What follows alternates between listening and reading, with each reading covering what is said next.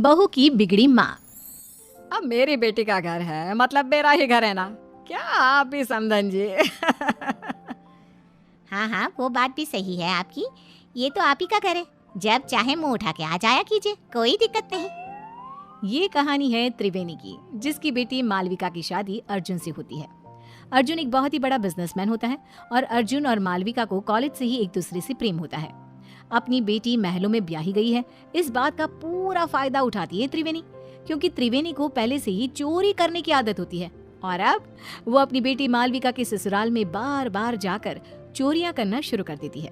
तो चलिए देखते हैं कि कैसी है इस बिगड़ी हुई माँ की कहानी। मम्मी, सासू माँ, ये लीजिए नाश्ता। माँ, ये बिस्किट्स आप मत खाइए, ये शुगर फ्री बिस्किट्स सासू माँ के लिए हैं, इन्होंने खास विदेश से मंगवाए हैं। अरे रहने दो मालविका बहू, पूनम रायचंद का दिल बहुत बड़ा है। मैं गरीबों को इतना दान करती हूँ तो क्या अपनी समधन को एक बिस्किट नहीं दे सकती? जस्ट किडिंग समधन जी। और हाँ मालविका बहू, आइंदा से तुम ये नौकरों वाले काम बिल्कुल मत करना। इन सब के हाथों में क्या मेहंदी रची है?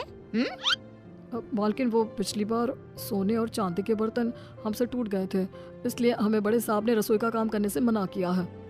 अरे चिल चिल, हम रायचंद हैं और इस महल में ऐसे हजारों सोने और चांदी की चीजें हैं, टूटती है तो टूटने दो, हमारे पास किसी भी चीज की कोई कमी नहीं है।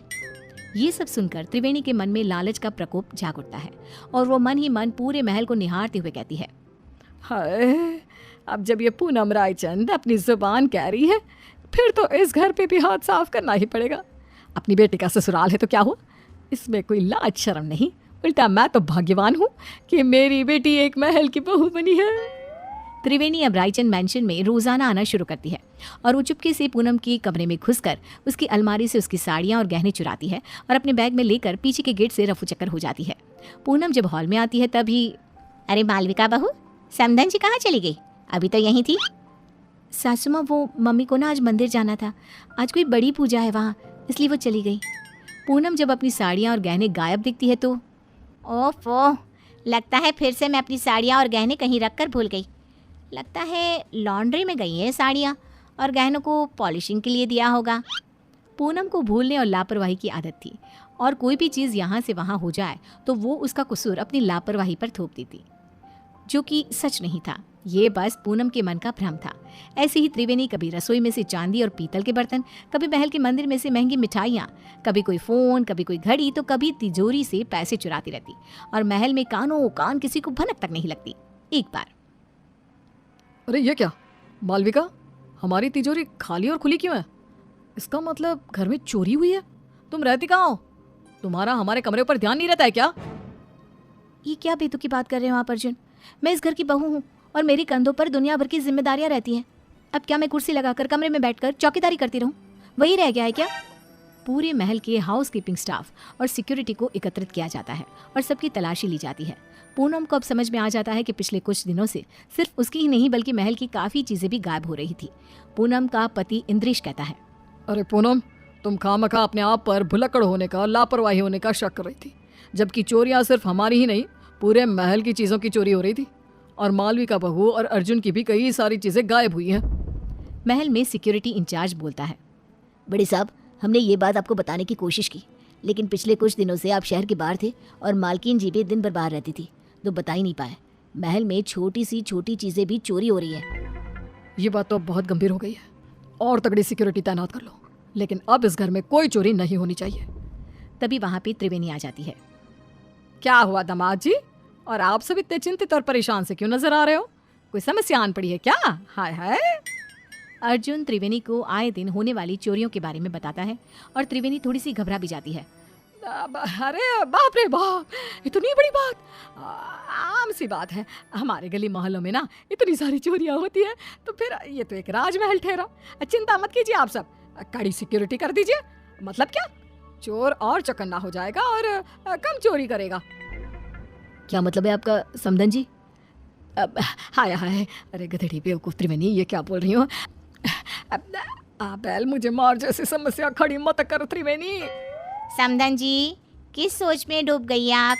अब कुछ भी तो नहीं, कुछ भी तो नहीं समधन जी, समधी जी। मैं तो बस ये कह रही हूँ कि आप अपना सारा सामान सहज के छुपा के रखिए, इसमें भलाई होगी आपकी। पूनम को त्रिवेणी के इस व्यवहार पर थोड़ा सा शक आ जाता है। त्रिवेणी अब से रायचंद मैंशन में आना जाना कम कर देती है अपने घर में। बस अब अपना अगले कुछ दिनों तक का स्टॉक तो मैं भर लाई हूँ। अब वहाँ रायचंद मेंशन में मामला काफ़ी गर्म है। जब तक वो ठंडा नहीं हो जाता मैं वहाँ तीज त्योहारों में ही आया जाया करूँगी, क्योंकि अगर मैं वहाँ गई तो चाहे मैं एक चम्मच ही क्यों ना लूँ, उसे भी चोरी करने से अपने आप को रोक नहीं पाऊंगी। क्या करूँ, आदत से मजबूर जो हूँ। और बेवकूफ रायचंद, उन्हें तो पता भी नहीं कि आस्तीन का सांप रोज उनके घर में आकर चोरी करके जाता है। बेचारे जितने माला माल हुए उतने ही कंगाल भी हो गए। महल में एक नौकर पूनम के पास जाकर उससे कहता है, मालकिन, मुझे ना आपको एक बात बतानी है। वो दरअसल छोटी मालकिन की मम्मी यानी कि त्रिवेणी जी को मैंने अपनी आंखों से चोरी करते हुए देखा था। क्या तुम घन चक्कर हो क्या? तुम्हें ये बात मुझे पहले बतानी चाहिए थी ना।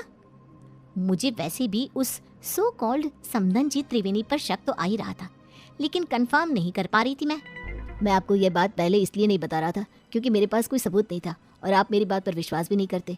और तो और त्रिवेणी जी इतनी चालाक हैं कि उन्होंने महल की उन्हीं जगहों पर चोरी की है जहाँ सीसीटीवी कैमरा नहीं है।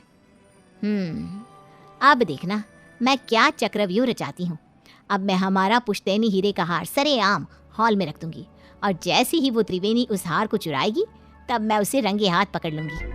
पूनम की इन सब बातों को मालविका कमरे के बाहर ही सुन लेती है और वो अत्यंत हैरान और स्तब्ध हो जाती है। मालविका फौरन अपनी माँ त्रिवेणी को फोन लगाती है। मम्मी, आपसे ये उम्मीद नहीं थी। आपने अपनी ही बेटी के ससुराल में इतनी सारी चोरियां की। Very bad mummy. सासू माँ को आपकी इन काली करतूतों के बारे में सब पता चल चुका है। मालविका बेटा, ये तो क्या करी है? मैंने कोई चोरी चकारी नहीं की यार। मुझे आपसे कोई बात नहीं करनी, बाय। मालविका इतना कहकर फोन कॉल कट कर देती है।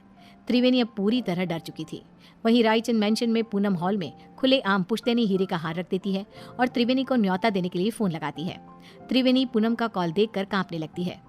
पूनम रायचंद का कॉल, मेरी तो आज शामद है। अरे आज सूर्योदय किसी और दिशा से हुआ है क्या? त्रिवेणी मेरा फोन नहीं उठा रही। खैर वो वैसी भी आज आने ही वाली थी 2 बजे तक।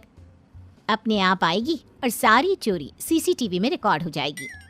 पूनम अपने कमरे में आराम करने चली जाती है और सभी नौकर भी भोजन करने जाते हैं। तभी वहाँ पर बालकनी से एक चोर आता है और वो पुश्तैनी हीरे का हार चुरा कर ले जाता है। और बाद में जब पूनम ये सीसीटीवी में देखती है तब ये क्या? ये तो एक आदमी चोर है।